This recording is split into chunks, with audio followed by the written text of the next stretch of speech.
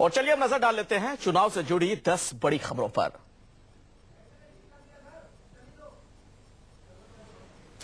तो महाभारत में हम आपको दिखाएंगे चुनाव से जुड़ी 10 बड़ी खबरें। चुनावी महाभारत में राहुल और मोदी की जंग जारी है। बेंगलुरु की रैली की अगर बात की जाए तो मोदी ने एक बार फिर से प्याज का राग छेड़ दिया। मोदी ने कहा कि जनता प्याज की तरह कांग्रेस के छिलके उतार देगी।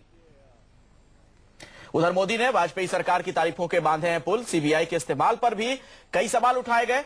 कोल आवंटन घोटाले पर भी केंद्र सरकार को घेरा गया है। खबर दिल्ली से भी है। दिल्ली में राहुल गांधी की भी चुनावी रैली हुई। राहुल का बीजेपी पर झूठे वायदे करने का आरोप लगाया गया और कहा गया कि बीजेपी सिर्फ झूठे सपने दिखाती है। राहुल गांधी ने शीला सरकार की जमकर तारीफ की। उन्होंने कहा कि शीला सरकार ने बदल दी है दिल्ली की सूरत।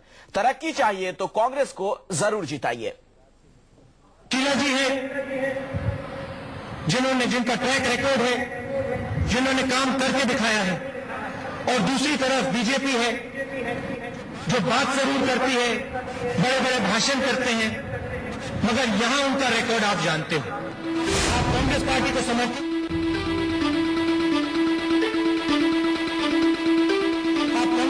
समर्थन दीजिए, शीला जी को समर्थन दीजिए और यहां कांग्रेस पार्टी को जिताइए और ये जो प्रगति दिल्ली में हो रही है उसको चलने दीजिए।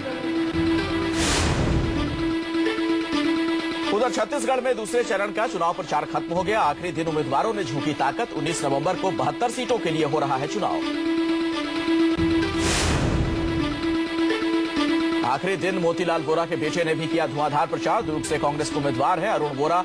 3 चुनाव में हार की हैट्रिक के बाद साख बचाने की चुनौती। आम आदमी पार्टी को 20 करोड़ का चुनावी चंदा। अरविंद केजरीवाल ने की समर्थकों से और चंदा ना देने की अपील। कहा दिल्ली के चुनाव के लिए इतनी रकम है काफी। दिल्ली में चुनाव प्रचार ने पकड़ी रफ्तार। बीजेपी के सीएम कैंडिडेट डॉक्टर हर्षवर्धन ने कई इलाकों का किया दौरा। शीला सरकार पर गरीबों की अनदेखी का लगाया आरोप।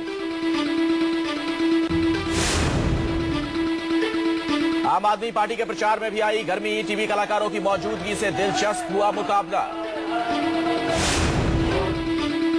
राजस्थान में बीजेपी का चुनाव प्रचार शुरू। वसुंधरा राजे ने मेहंदी लगवाकर किया प्रचार का आगाज। कहा बीजेपी की जीत पक्की।